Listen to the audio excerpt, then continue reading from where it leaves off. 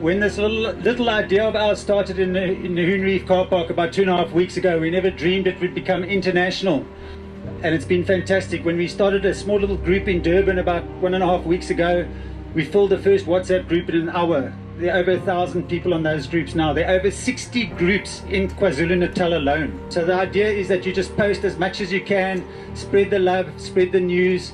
We want to move Shell away from our waters. We're all passionate, ocean-going people. We love the Transkei, we love the coast, we love the people in it, and everything that stands for the wild coast.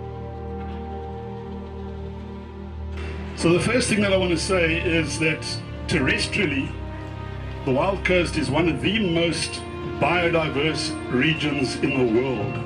There are over 2,000 species of plants on the wild coast. That's far more than what there occurs in the whole of the United Kingdom. So offshore, similarly, it's very, very rich in biodiversity. There are over 800 species of fish that occur in the wild coast. The wild coast is not a dead zone. It's not an ocean dead zone. The second point that I want to make is that marine life on the wild coast has been used by people for hundreds, if not thousands of years. There's evidence of that. So it's extremely important for coastal livelihoods of people that are living next to the wild coast.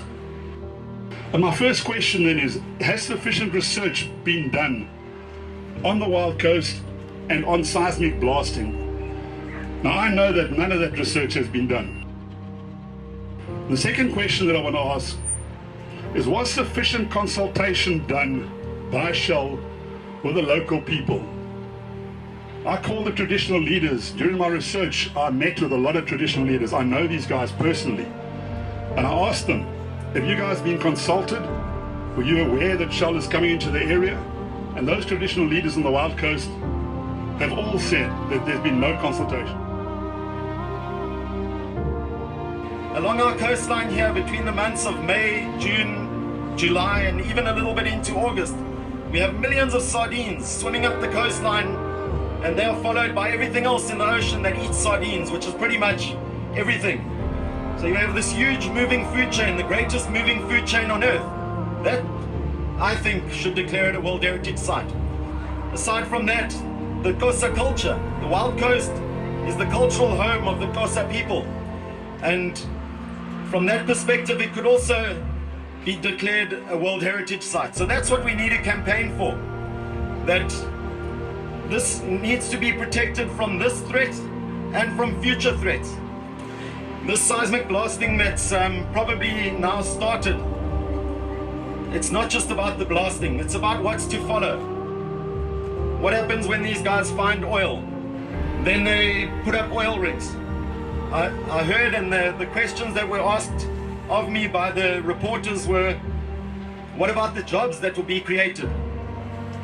There won't be jobs created for the people on shore. The people who are going to get jobs from the seismic blasting or from the oil rigs are going to be highly skilled people from other parts of the world.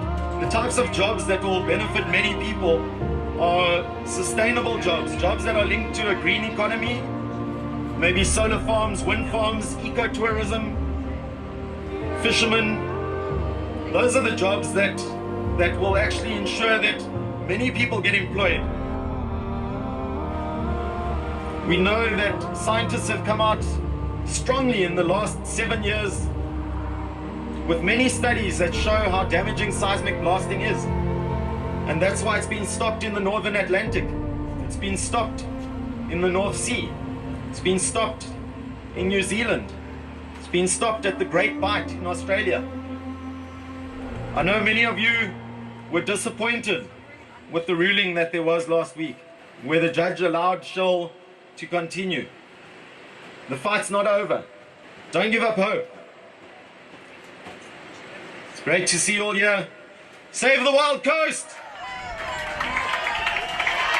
This is home, my friends, and we'll defend it till the end. Heavens, earth, and sea, we've been blessed abundantly. This is home, my friends, we'll defend it till the end.